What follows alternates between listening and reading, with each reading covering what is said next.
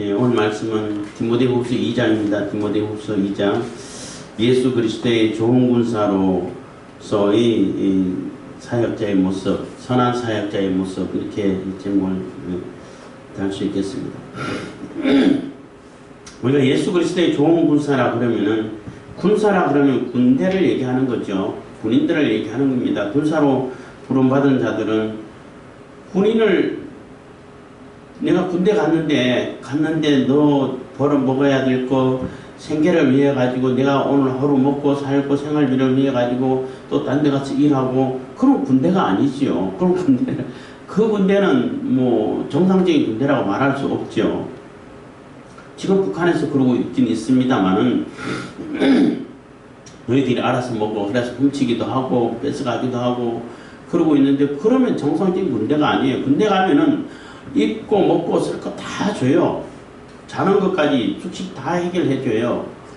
그렇게 해결 안 되면 군사 일을 할 수가 없고 훈련을 할 수가 없잖아요.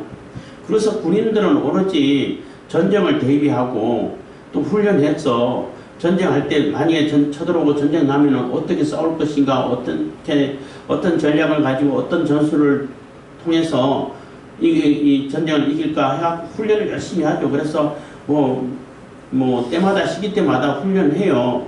훈련해야 돼. 그게 군사 일이야.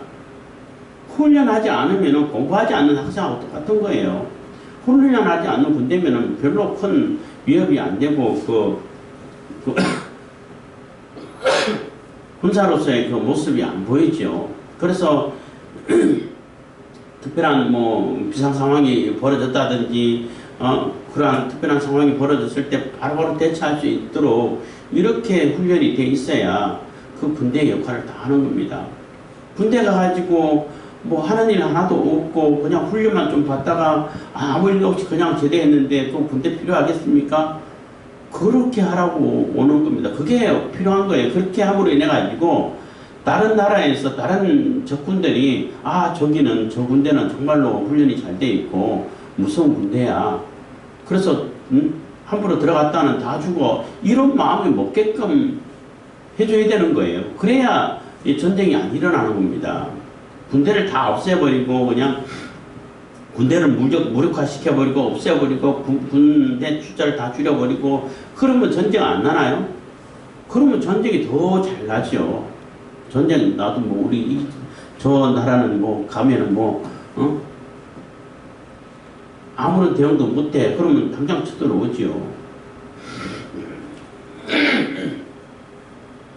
그래서 우리가 군대에 대해서 우리가 인식을 달리 해야 되고, 우리가 군대가 있기 때문에 군인들이 나가서 수고를 해주고 포초를 써주고 훈련을 하고 이렇게 해주고 있기 때문에 예비군들이 징집이 돼가지고 소집이 돼가지고 또 이렇게 많은 병력을, 예비 병력을 보여줄 수 있기 때문에, 그래서 함부로 다른 나라에서 함부로 하지 못하는 겁니다. 군인들이 가가지고 뭐 하는 일 없이 시간만 보내다 온다, 이렇게 생각하면 안 되는 거예요. 어쨌든 간에 군인으로 부림을 받았다 그러면은 그 군대 임무에 충실을 해야지. 그렇잖아요. 맡은 바 임무에 충실해야지. 그 임무를 어떻게 수행하고 잘 이렇게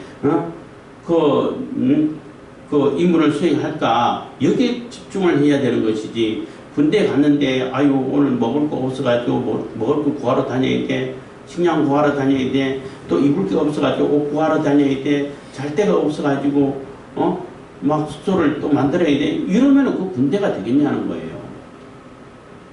오늘 디모데에게 바울이 그 사역자, 선한 사역자의 모습을 이렇게 설명해 주면서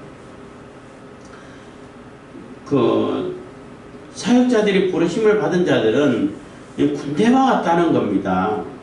군대와 같은 그러한 역할이기 때문에, 군인과 같은 그러한 사명자 입장이기 때문에 어떻게 하면 그 맡은 사명을 감당해 갈까, 그것을 어떻게 내가 복음을 잘 전하고 잘 가르치고 하나님 나라가 임했음을 알리고 예수님께서 맡기신 그 사역을, 복음을 전하는 그 사명을 어떻게 감당해 갈까, 여기에 집중하는 것이 바른 자세라는 거예요.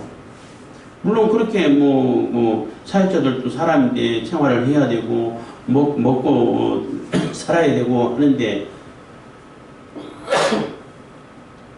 그래서 뭐 6절에 보면은 수고하는 농부가 곡식을 먼저 받는 것이 마땅하니라 한 것처럼 농부가 수고를 하지만은 물론 농부가 뭐 이렇게 세금도 내고 하죠. 그렇지만 제일 먼저 농부가 수술을 하잖아요. 거기서 물 떼가지고 뭐 세금도 내고 또 뭐 또 다르게 의무도 행하고 하지만은 일단 농부가 먼저 걷어들이는 거예요. 그것처럼 그 하나님의 사역자들은 하나님께서 주시는 그러한 그 혜택을 가지고 은혜를 가지고 또 교회를 통해 가지고 또 성도들이 주는 헌금을 통해서 또 그 구약을 얘기한다면은 제사장들은 11절 이스라엘 백성들이 11절을 통해 가지고 이렇게 생활하도록 이렇게 시스템을 만들어 놨는데 그러한 것에 잘 이렇게 운영이 될 수 있도록 해 가야 되겠죠. 그렇게 운영이 되어 갈 수 있도록 하고 그리고 사역자들은 복음 전하는데 사명을 감당하고 그것을 말씀을 가르치는데 집중을 해야 된다는 것입니다. 그래서 그것을 부탁하는 것이고 그러면서 그 악한 그 말들 또 쓸데없는 변론 뭐 아무런 유익이 없는 그러한 논쟁 그런 것을 피하고 또 그 왜곡된 그 이단 사상이 있죠. 그러니까 요즘도 이단들이 많이 있는데 이단 사상을 아주 경계하라는 겁니다. 이단 사상은 결국은 그 다 썩어져가는 그러한 질병과 같은 그 암적인 존재이기 때문에 그걸 그대로 내버려 두면 다 죽는다는 거예요. 몸이 상해서. 그래서 그런 것을 잘 이렇게 분별해가지고 하나님께서 주신 총명으로 이게 진리구나 진리가 아니구나 이런 분별력을 가지고 잘 가르치라는 거예요. 그래서 사역자가 분별력이 없으면은 안 되죠. 분명히 뭐라고 우리가 얘기하는데 그게 진리가 맞는지 그게 합당한 것인지 말씀에 맞는 건지 그걸 분별을 하지 못하면은 아 그래야 되나 보다 이래야 되나 보다 이렇게 하면은 그게 온전한 그러한 그 교육이 되고 복음 전하는 것이 되겠냐는 것입니다. 그래서 하나님 말씀이 어떠한 것인지 하나님 뜻이 무엇인지 하나님 말씀을 어떻게 적용해야 할 것인지 이것을 중점적으로 잘 이렇게 그 실천해가는 것이 가르쳐가는 것이 그게 사역자들의 원래 모습이라는 거예요.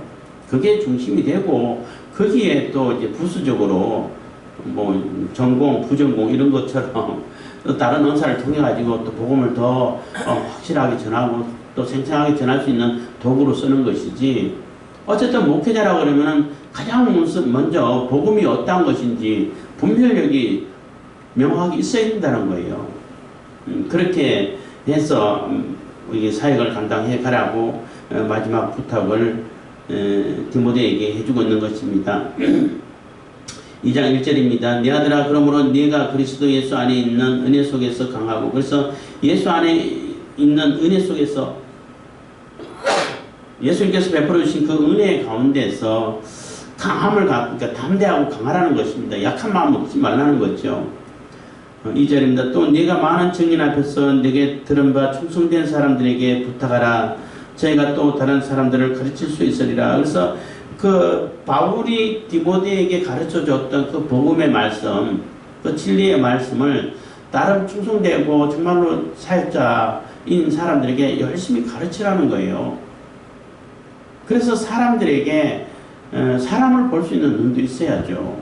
그래서 그 사람이 정말로 하나님께 충성할 자인지를 잘 분별해서 잘 지켜보다가 아, 이 사람은 정말로 하나님 사역자가 될 수 있겠다 하는 사람들을 이렇게 또 더 잘 길러야겠죠. 물론 그렇지 않은 사람들에게도 가르쳐서 또 복음을 전해야겠지만 그러한 사람들에게 집중적으로 가르쳐서 그 사람들이 또 딴 사람들에게 가르칠 수 있도록 그래서 복음이 끊임없이 계속 이어져 갈 수 있도록 전파되어 갈 수 있도록 하라는 거예요.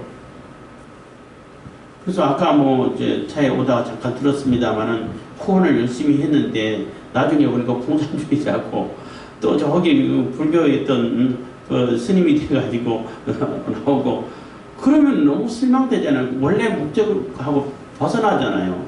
그래서 그 사람이 어떤 성향을 갖고 있는지 어떤 사람인지를 잘 보고 후원을 하고 또 가르치고 해서 복음이 계속 전파되어 갈 수 있도록 하나님 나라가 세워져 가는데 확장돼 가는데 이런 데 쓰임받는 사람들에게 후원을 하고 또 도와주고 또 해서 가르치고 해서 계속 이어갈 수 있도록 해야 되는 거죠. 그래서 사람을 보고 분별할 수 있는 사람 능력이 있어야 되는 겁니다. 그래서 디모데에게도 부탁하는 거예요. 네가 많은 증인 앞에서 내게 들은 바를 그러니까 많은 사람들에게 들은 바를 증거하는데 충성된 사람들에게 부탁하라는 거예요. 물론 복음은 다 전하지만은 특별히 충성된 자 몇 사람을 골라내서 또 잘 선택해서 그 사람들에게 집중적으로 가르쳐서 그 사람이 또 다른 사람을 가르칠 수 있도록 이렇게 양육을 하라는 겁니다. 그래서 사역자들은 또 특별히 이렇게 잘 선별되어야 되는 그런 그 필요가 있는 것입니다.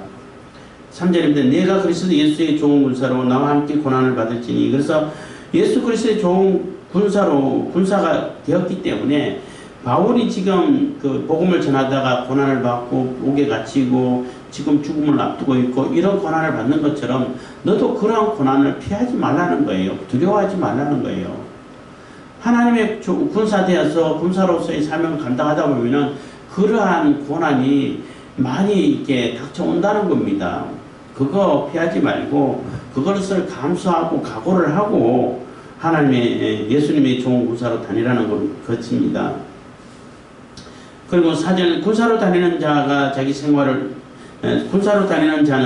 생활에 얽매이는 있는 자가 하나도 없나니 이는 군사로 모집한 자를 기쁘게 하려 함이라 해서 군사로 다니는 자들은 자기 생활 자기 생계를 위해 가지고 자기 어떤 그 개인적인 사생활을 위해 가지고 거기서 집중하고 거기서 분주하고 이렇게 하면 안 되죠. 그렇게 얽매이는 자가 없다는 것입니다. 비유를 든다면은 군대 가 있었는데 군대 가 있다가 사귀는 여성이 고무신고 그러시는다는 표현이 있습니다만은 이제 그만하고 간다. 그래서 막 견딜 수 없어가지고 그거는 자기 일생에 관계된 거잖아요. 그래서 그냥 총 들고 그 여자를 찾아갔어. 그러면 되나요? 안 되는 거예요. 그런 정말로 마음 아프고 가슴 아픈 그런 일이 있다 할지라도 내가 군사라면은 뛰쳐나가면 안 되는 거예요. 일단은 군사에 집중해야 되는 거예요. 뛰쳐나가면 그 탈영돼요. 탈영. 잡아가. 그리고 거기에 벌을 받고 징역 살고 그래요. 총 들고 나가면 무장 탈영해가지고 벌이 훨씬 커요. 그러니까 아무리 그러한 나에게 있어서는 일생에 관계된 거잖아요. 응? 자기가 아끼고 사랑하고 서로 이렇게 사귀던 그 여인이 딴 남자인데 간다고 말 들었을 때 눈이 핑 돌고 눈앞이 캄캄하고 아찔하겠지만은 그래도 내가 군사라면은 그 아픔을 감수하면서라도 군사에 집중해야 된다는 거예요. 총 들고 탈영하면 안 돼.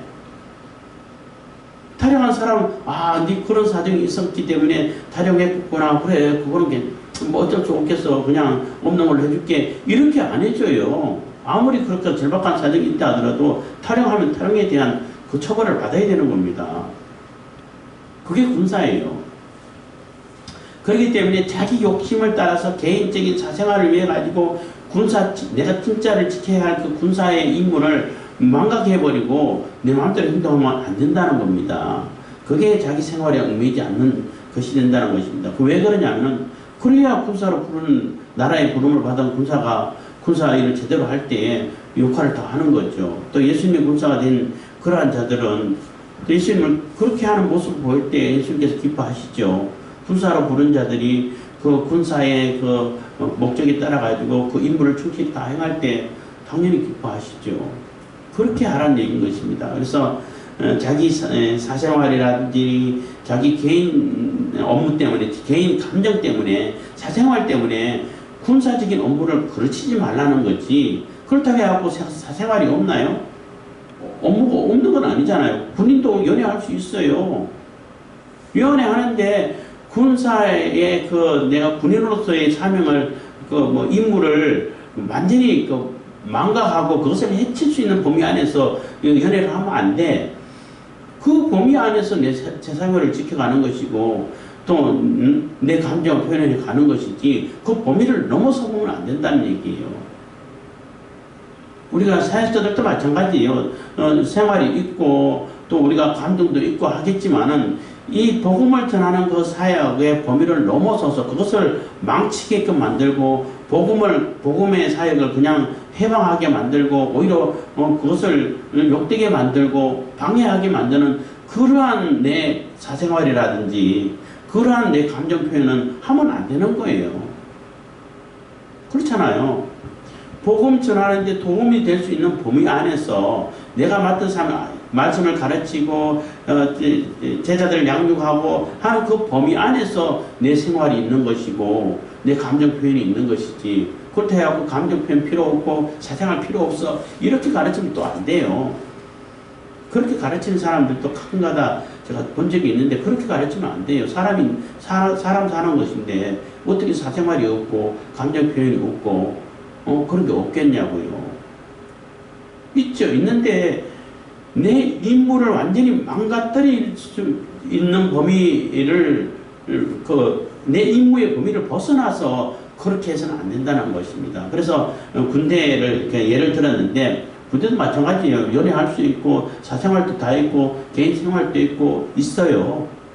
있지만은 그 군대 범위 안에서 해야 되는 것이지 내 군대라는 그런 신분을 지킬 수 있는 범위 안에서 해야 되는 것이지 그것을 벗어나가지고 뭐 감정이 최우선이야. 뭐 어떤 영화들 보면 그런 뭐 의미를 담은 영화들도 꽤 많이 있죠. 내 사생활이 최우선이야. 성이 최고야. 이렇게 해가지고 다 망가뜨리고 그걸 따라가는 그것이 잘 됐다고 그것이 뭐 문학적이라고 이렇게 표현하는 것이 있는데 그거 다 잘못된 거예요. 그 왜곡된 것이고 거짓말하는 겁니다. 그렇게 하면 사회가 유지가 되겠어요. 그래서 그런 범위 안에서 해야 하나님께서 기뻐하시고 군사로 부른 국가에 충성을 하는 것이 되는 것이지 그것을 벗어나는 자는 결코 올바른 자세가 아니라는 것입니다. 5절입니다. 경계하는 자가 법대로 경계하지 아니하면 멸관을 얻지 못할 것이며 그래서 경계하는 자에게 또 비유를 하는 거예요. 경계하는 자가 경계를 하는데 그 규칙대로 해야지. 나 바쁘대 갖고 먼저 출발해. 그럼 실격. 또 이제 그 뭐 달리기 100m 같은 거 달리기 할 때는 이렇게 다 트랙이 있잖아요. 자기 길이 있어. 근데 바쁘다 해갖고 남의 길로 들어가면은 아무리 일찍 1등 들어와도 상 안 줘요. 너 실격해가지고 아예 그냥 그 인정도 안 해버리는 겁니다. 그래서 경기 규칙대로 해야 이렇게 상을 얻을 수 있고 그 인정을 받는 것처럼 우리가 말씀 전하는 데 있어서도 하나님 말씀을 따라가지고 말씀의 법 안에서 하나님 법 안에서 진리를 따라가지고 이렇게 복음을 전해야지 내가 상상은 난다 해갖고 내가 내 상상을 그려가지고 막 갖다 붙여서 이렇게 전한다고 해가지고 잘 전하는 게 아니에요.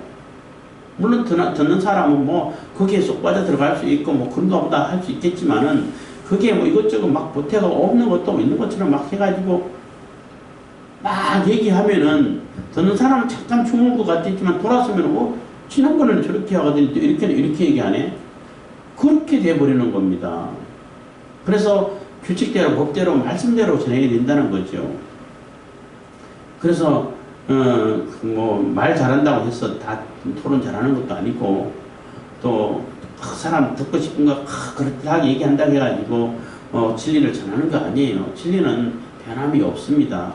그 변치 않는 진리를 가지고 어떻게 그들에게 증거를 해주고 그들이 잘 알아들을 수 있게끔 해줄까 이런 방법을 써야 되는 거지. 이런 연구를 해야 되는 것이지.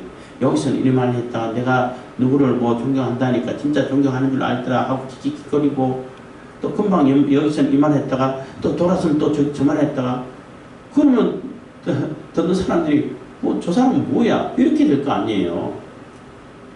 복음 전하는 데 있어서도 마찬가지입니다. 그래서 법대로 규칙대로 성경의 말씀대로 전해야 되는 것이지 뭐 이단 사상들이 그러잖아요. 그것을 다 이렇게 여기저기 뽑아가지고 자기들 마음대로 조립하고 끼워 맞춰가지고 자기들 사상을 전한 거잖아요. 그러면 이단 사상밖에 안 된다는 것입니다. 6절입니다. 수고하는 농부가 곡식을 먼저 받는 것이 마땅하니라. 그래서 수고하는 농부에 이게 또 비유를 하는 거예요. 농부가 씨만 뿌려놓고 그냥 아무것도 안 하면은 제대로 거둘 수가 없죠. 정말로 수고를 많이 하죠. 뭐 김 매주고 다 또 돌봐주고 살펴봐주고 물 없으면 물도 주고 이렇게 해서 열매를 걷는 것인데, 그러한 수고한 농부에게 비유를 해서 농부처럼 끊임없는 수고를 통해 가지고 열매를 거두고, 그 열매는 또 이게 농부가 먼저 받는 것이 그게 마땅하고 당연하다는 것입니다. 그것으로 인해 가지고 이제 우리가 생활할 수 있도록, 목회자들이 생활할 수 있도록, 헌금을 통해 가지고 생활할 수 있도록 하는 것이 이게 자연스러운 것이에요. 뭐 어떤 사람들은 뭐 헌금 받으면 안 된다, 또 뭐 목회자가 그런 거 사례비 받으면 안 된다, 그럼 목회자는 뭘로 살아요?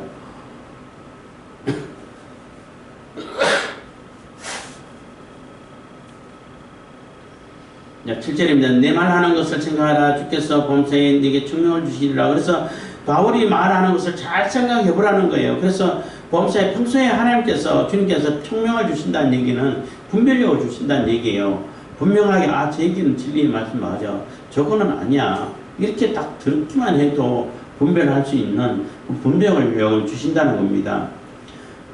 그래서 뭐 총명하다는 얘기는 아주 사리 분별이 분명한 사람들 보고 총명한 사람이라고 그러잖아요. 그러한 총명을 주시니까 그 말씀대로, 그 바울이 전한 말씀대로 잘 생각해서 전하라는 것입니다. 8절, 나의 복음과 같이 다윗의 씨로 죽은 자 가운데서 다시 살아신 예수 그리스도를 기억하라. 그래서 복음같이 예수 그리스도를 생각하라는 겁니다. 예수 그리스도를 중심으로 생각하라는 거죠. 9절입니다. 복음을 인하여 내가 죄인과 같이 매이는 데까지 고난을 받았으나 하나님의 말씀을 매이지 아니하니라. 그래서 바울은 복음을 전하다가 매이고 얽매여서 감옥에 갇히고 결국은 거기서 사형당해가 죽고 하고 끝나지만은, 하나님의 복음은 끝나지 않는다는 거예요. 사역자들이 그렇게 하다가 뭐 사명을 다 하고 하나님께로 부름받아서 가지만은, 남아있는 자들은 또 계속 복음을 전해가지고 계속 하나님 복음은 확정돼가고 전파돼가고 있다는 것입니다. 그래서 오늘날 우리까지 복음을 듣고 하나님의 초대 종으로서 또 군사로서 사역을 감당하고 있는 것입니다. 10절입니다. 그러므로 내가 택하신 자를 위하여 모든 것을 참음은 저희로 그리스도 예수 안에 있는 구원을 영원한 영광과 함께 얻게 하려 함이로다. 그래서 내가 택하신 자들을 위하여, 하나님께서 택하신 자가 사실 누군지는 모르죠. 우리 인간 입장, 사람들 입장에서는. 그래서 누구에게라도 복음을 전해야 되는 것입니다. 그렇지만은 그 중에 택하신 자를 복음을 듣게 해서 또 하나님께 나오게 하고 하나님의 약속을 얻게 하고 또 하나님 말씀대로 이렇게 살게끔 하게 된다는 거죠.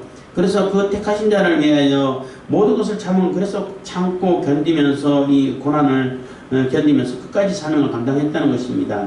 그 모든 것을 참으면 저희로 그리스도 예수 안에 있는 구원을 영원한 영광과 함께 얻게 하려 함이로다. 그래서 영원한 영광과 함께 예수님을 통해서 얻는 구원을 얻게끔 하기 위해서 이런 복음을 전하고 고난을 감수하고 있다는 겁니다. 11절, 미쁘다 이 말이여 우리가 주와 함께 죽었으면 또 함께 살 것이요. 그래서 미쁘다 이 말이야 한 얘기는 믿음직하다는 거예요. 신뢰하다는 얘기야. 절대 변고하고 금방 뭐 이 말했다 저 말했다 한 것이 아니라 변함이 없는 하나님 말씀이라는 거죠. 충분히 신뢰하고 믿을만 하다는 것입니다. 그래서 우리가 주님과 함께 그 십자가에서 죽었으면은 예수님께 십자가 지시고 돌아가실 때에 우리도 같이 죽었다는 거죠. 그러면 같이 부활하실 때 같이 산다는 것입니다. 그래서 우리의 부활의 소망이 있는 것입니다.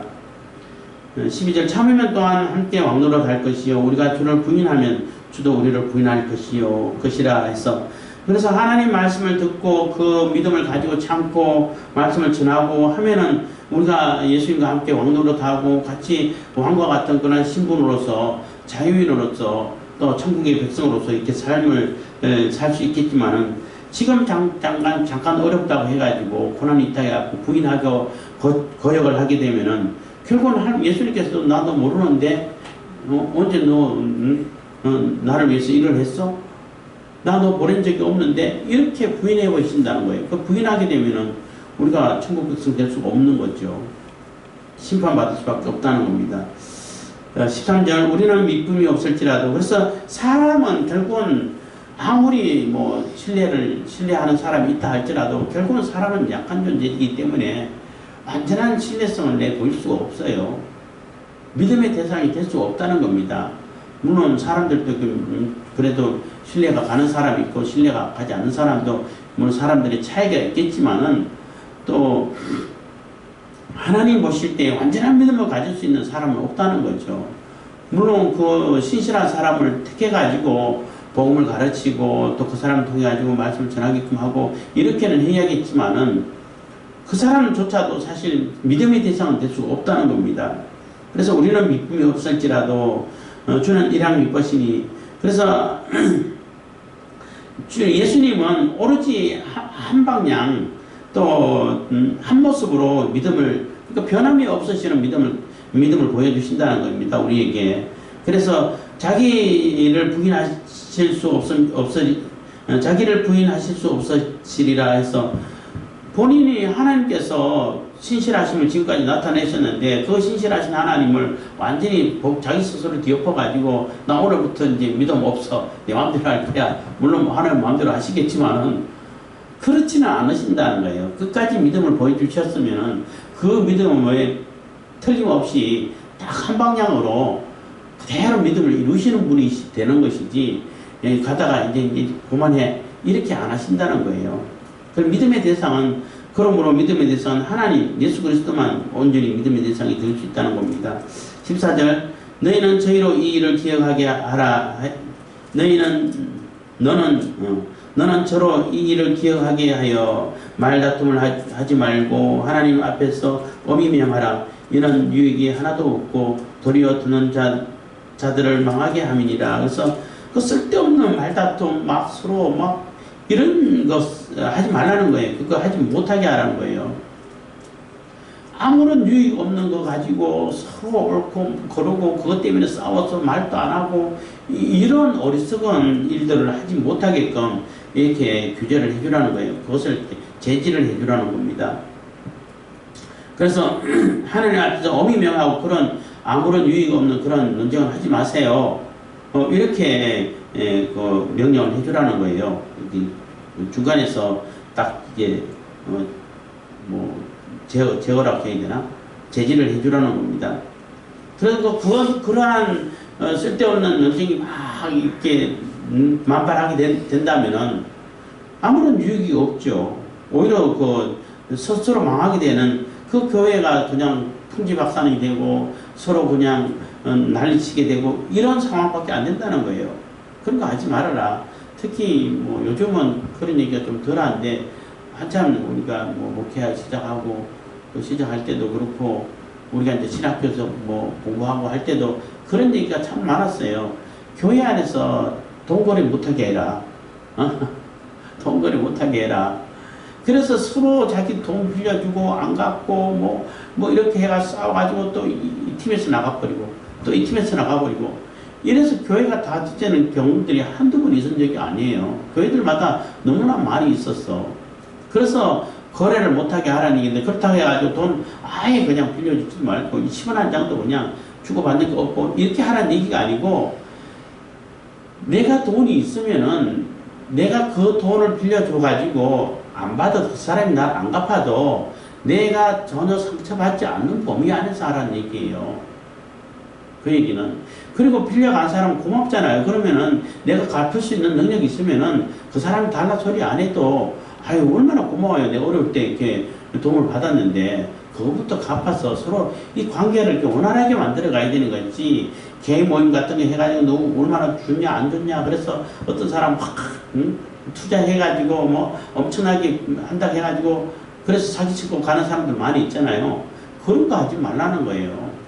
그래서 빌려간 사람은 필요해서 빌려갔으니까 고맙게 생각하고 그것을 열심히 또 이렇게 노력을 해가지고 갚을 수 있는 능력이 되면 그것도 고맙게 갚는 것이 당연한 것이고, 빌려준 사람은 내가 능력도 안 되는데, 그래서 제가 경험도 있는데 어떤 분이 이사 가는데 갑자기 상황이 바뀌어가지고 돈이 필요한데, 그러면 그 목사님이 보증서 주시면은 이게 다 해줄 수 있겠다 하는 거예요.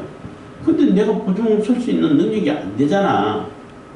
그분에 하여튼 전세금이 몇천만 원 되는데, 몇천만 원 내가 있어가지고 줄 수 있으면은 주면 돼. 나는 그냥 줘도 돼. 근데 능력이 없잖아요. 보증서 가지고 갚을 능력이 없는데 어떻게 보증서 줘? 그래서 내가 갚을 능력이 없기 때문에 보증 쓸 수가 없습니다. 갚을 능력이 있으면 보증 쓰고 멀고 그냥 바로 주죠.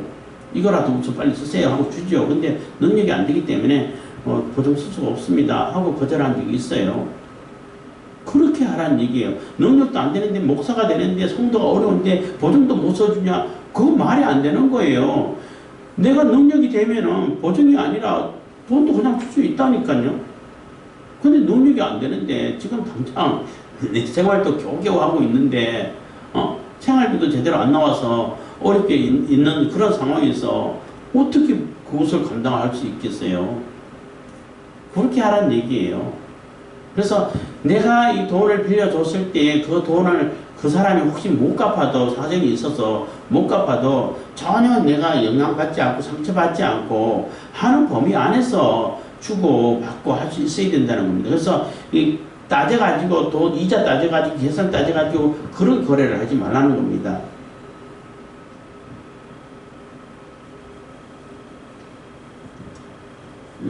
그래서 15절, 내가 진리의 말씀을 옳게 분별하여 부끄러운 것이 없는 일꾼으로 인정된 자로 자신을 하나님 앞에 드리기를 힘쓰라. 그래서 진리의 말씀을 옳게 분별해서 정말로 깨끗한 마음으로 하나님 앞에 드려질 수 있도록 힘쓰라는 겁니다. 망령되고 헛된 말을 버리라. 저희는 근거치 아니하며 점점 나아가냐니. 그래서 망령되고 헛된 말은 이단 사상을 얘기하는 거기도 하고, 정말 아무 쓸데없는 그러한 논쟁을 얘기하는 거예요. 특별히 이단 사상을 얘기하는 겁니다.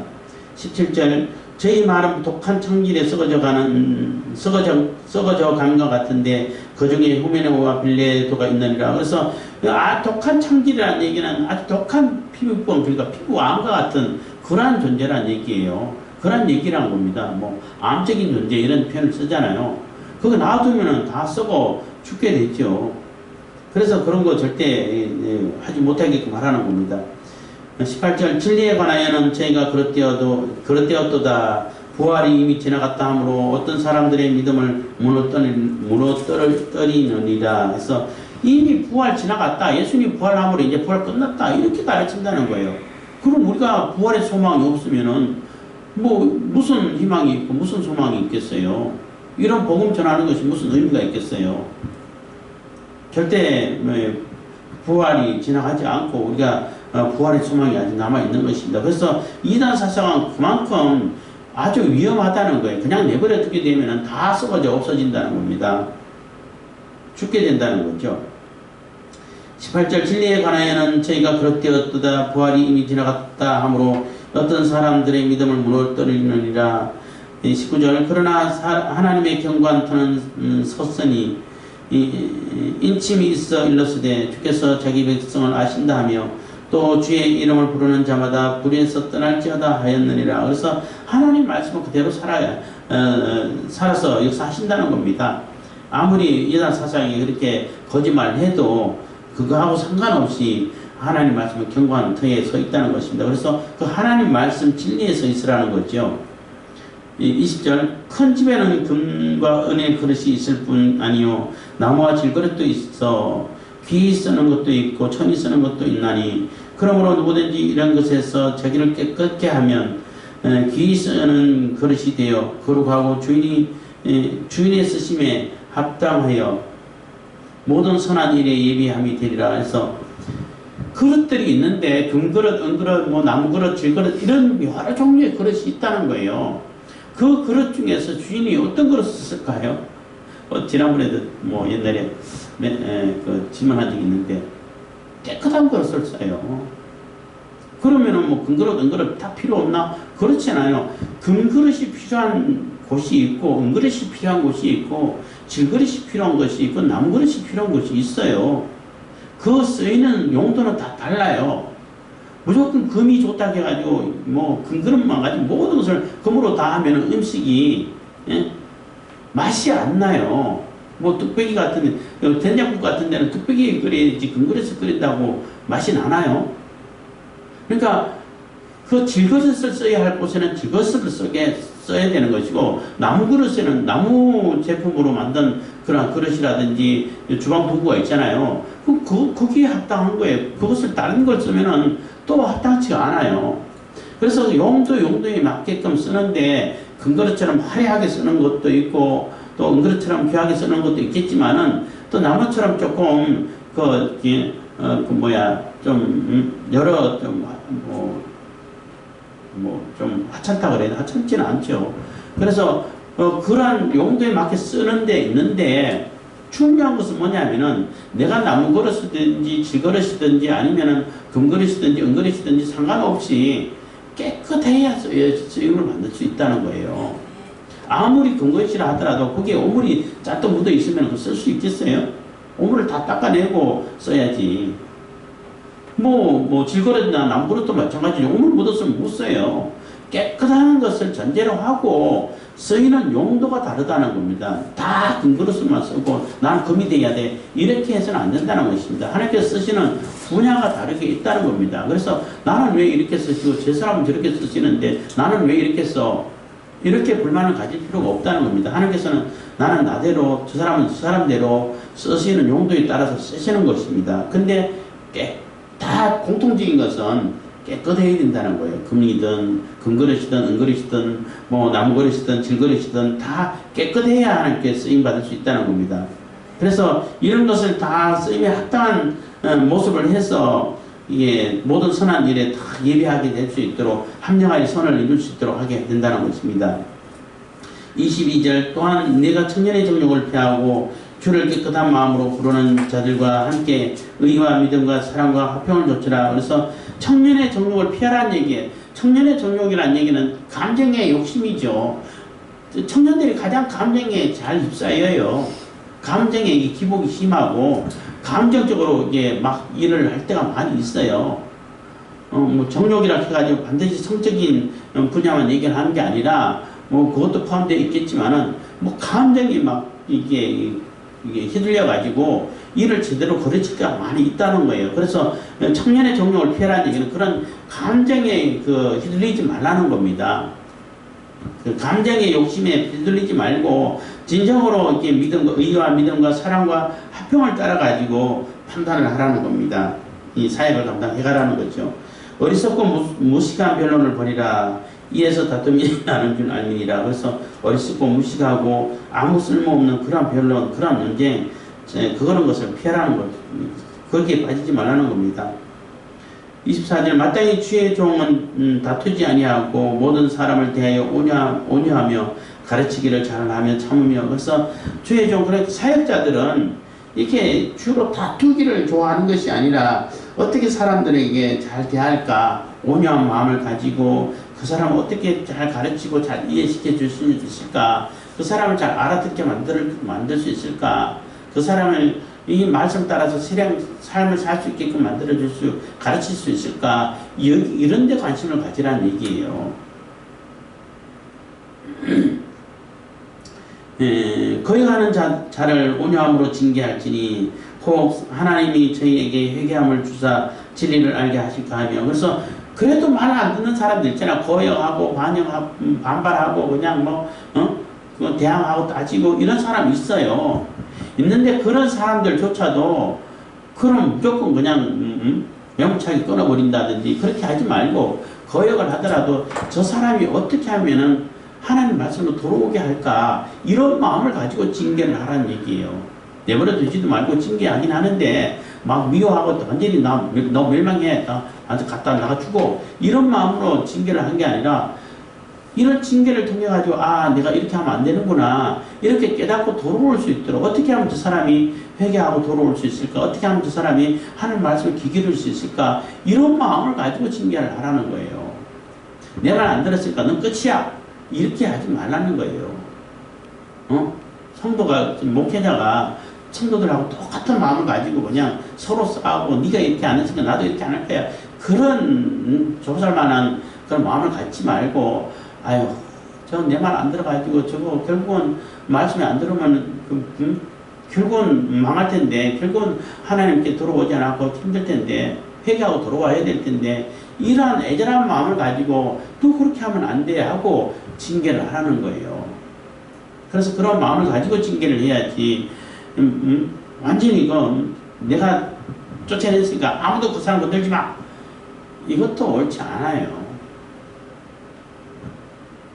26절입니다. 저희로 깨어 마귀의 올무에서 벗어나 하나님께 사로잡힌 바 되어 그 뜻을 좇게 하실까 함이라. 그래서 어떻게 하면 그 마귀의 올무에서 벗어나 가지고 하나님 앞으로 돌아오게 할까 여기에 관심을 가지고 초점을 두고 징계할 사람 징계하고 징계해도 그 사람이 다시 돌아올 수 있는 마음을 함께 주세요 해갖고 징계도 하고 또 교훈도 하고 가르치기도 하고 해가지고 어쨌든 하나님 말씀에 들어와서 하나님 말씀으로 살아가게끔 이렇게 하는 것이 목회자라는 거예요.